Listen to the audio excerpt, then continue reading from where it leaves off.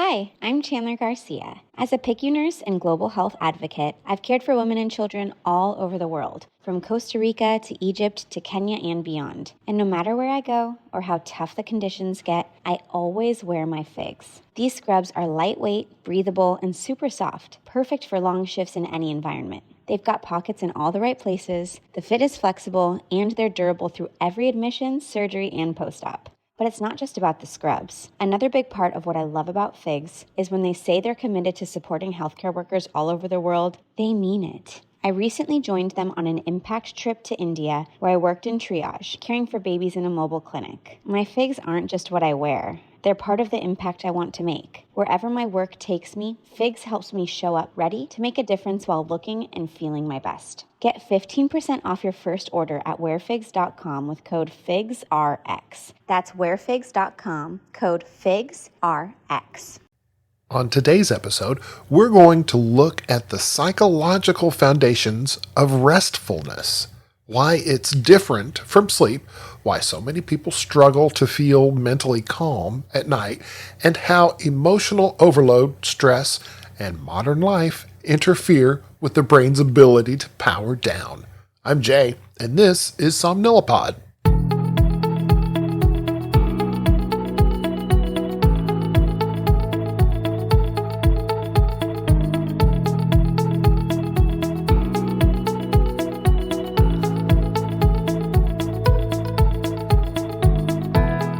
Hello everybody, welcome back. I am so glad that you decided to take a little bit of time to spend with me. Now, if you have ever lain down at night, exhausted, worn thin, running on fumes, and still found yourself wide awake, you already know this truth. Sleep and rest are not the same thing. You can be tired without being restful, you can be sleepy without being relaxed, and you can be absolutely drained and still stuck awake at 2 a.m. staring at the ceiling like it knows the answers. Most people I talk to think of rest as passive, a lack of doing, a gap in the schedule, but restfulness is actually a psychological state, not a time slot. It's the mental and emotional unspooling that makes good sleep possible. And here's the way I like to explain it. Sleep is like the train. Restfulness is the track. No track, the train doesn't move, no matter how badly you want it to. Tonight, I want to walk you through what the science actually says about restfulness, why modern life chops it up into confetti, and how you can rebuild it in simple, realistic ways that fit the life you're living right now. Now, restfulness isn't just a mood, it's a neurological shift.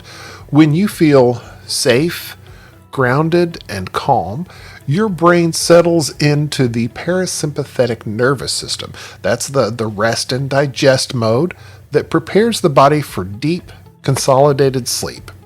But when you're stressed, or overstimulated, or emotionally overloaded, or carrying the weight of unfinished tasks, your sympathetic nervous system stays active. That's your fight or flight response. The inner guard dog who won't sit down and let you rest until it's convinced the danger is gone. Even if the danger is something like tomorrow's to-do list or an email you forgot to send, financial worries, relationship conflict, your body doesn't distinguish between emotional stress and physical threat. It sees activation, and activation is the enemy of restfulness. Now here's something that I think is kind of deep. Many people don't sleep well because rest feels emotionally unsafe for them. Stillness means facing thoughts you've been out running all day.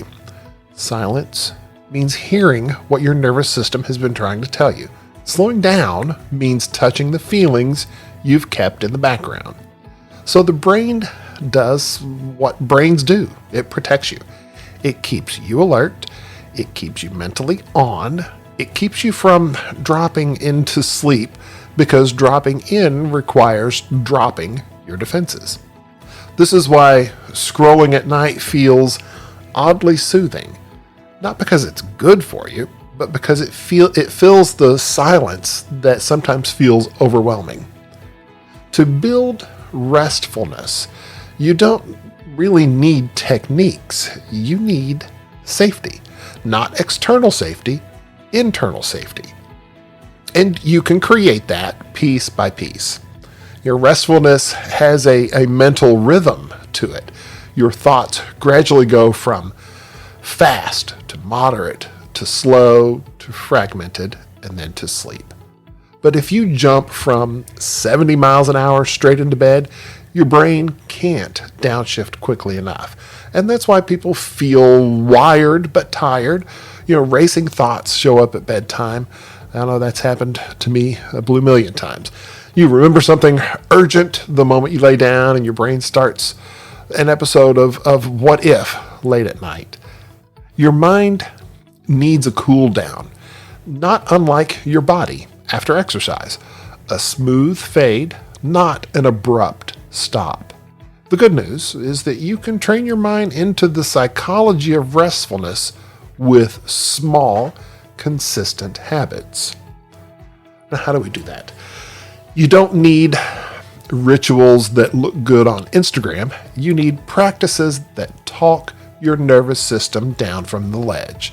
And here are some that work. Create a mental landing strip. For example, spend 3 minutes writing down anything unfinished from the day. This signals your brain that you don't have to keep remembering these things. You've got them written down, they're on a list, you can face them tomorrow, but you're secure in the fact that they are set aside and you know that you can get to them. You can practice mindfulness in micro doses, not 20 minutes of sitting and meditating. Try 20 seconds.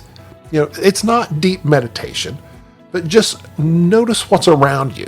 Feel the chair you're sitting in. Feel the way your clothes fit on your body. Feel the way the covers, the weight of the blanket is on your legs and your chest and your abdomen. Give your emotions somewhere to go. Rest doesn't happen when feelings are shoved in the attic.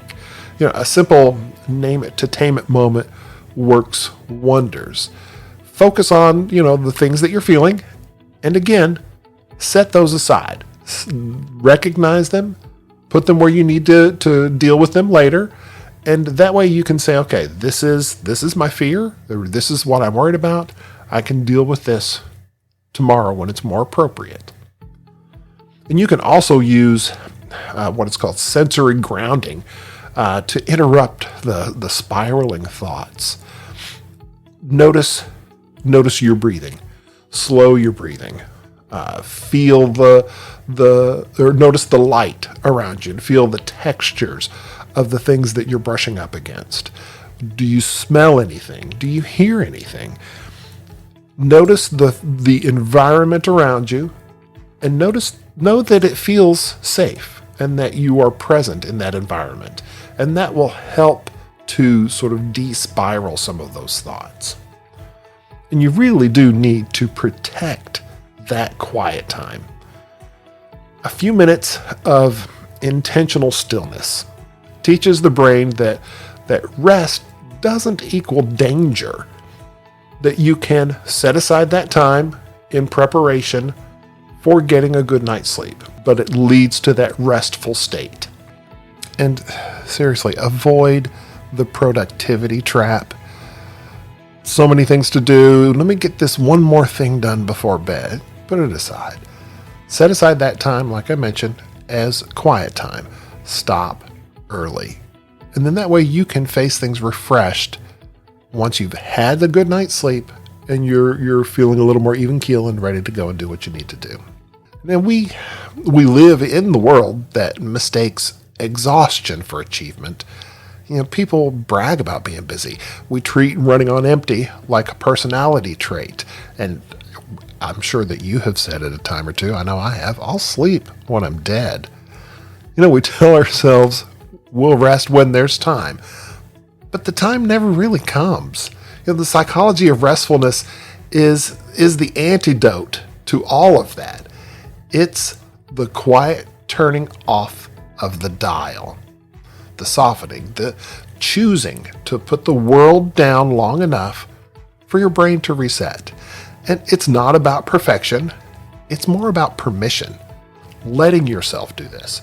And once you learn how to create that internal sense of ease, sleep stops being a nightly battle and starts becoming a natural flow through of a calmer mind.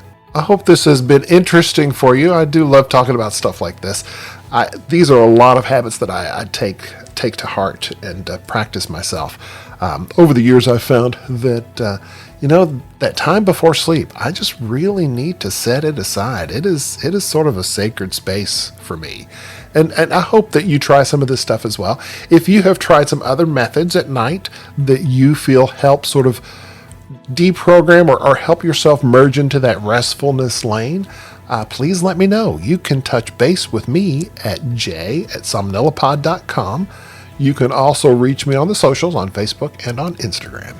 And until we speak again, please remember to make sleep a priority. Thanks so much.